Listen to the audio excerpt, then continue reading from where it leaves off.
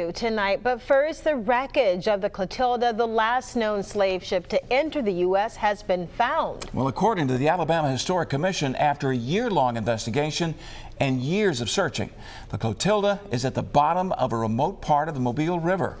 Our Toy Thornton is live in the newsroom with more details. And Toy, you spoke with a descendant of the Clotilda.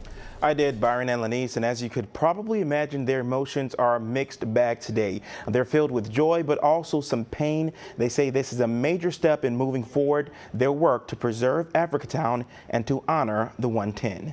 But it makes you want to cry almost that this thing has now been found.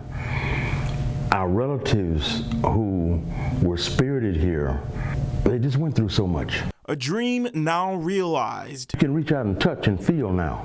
We can feel now. We can see now. This is not a puff of smoke anymore. A piece of history that changed 110 lives back in 1860 and has sent its echoes 159 years down the line to now. It makes you want to cry when you think of what your relatives endured on that ship for the month, the weeks that they were on that ship coming from the west coast of Africa to here. The Clotilda was a ship used to illegally smuggle West African captives to the United States. The ship left Benin, Africa in May and arrived in Mobile in July with 110 captive slaves. Once slavery was abolished, they were freed, but due to a lack of means to go back to Africa, they settled in a place we now know as Africatown. For years, archaeologists have been looking for remains of the ship.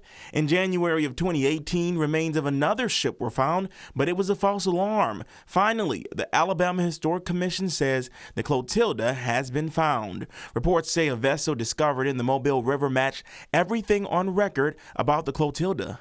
We got a lot of work to do. Just to be honest about it, now the work begins, and we have got to figure out where we go from here. Now the world's eyes are turning to Africatown and this story of resilience. Descendants now say their thoughts are on their ancestors. They had a remarkable spirit about them to survive, and that's awesome, man. I'm proud. Yeah, I'm proud.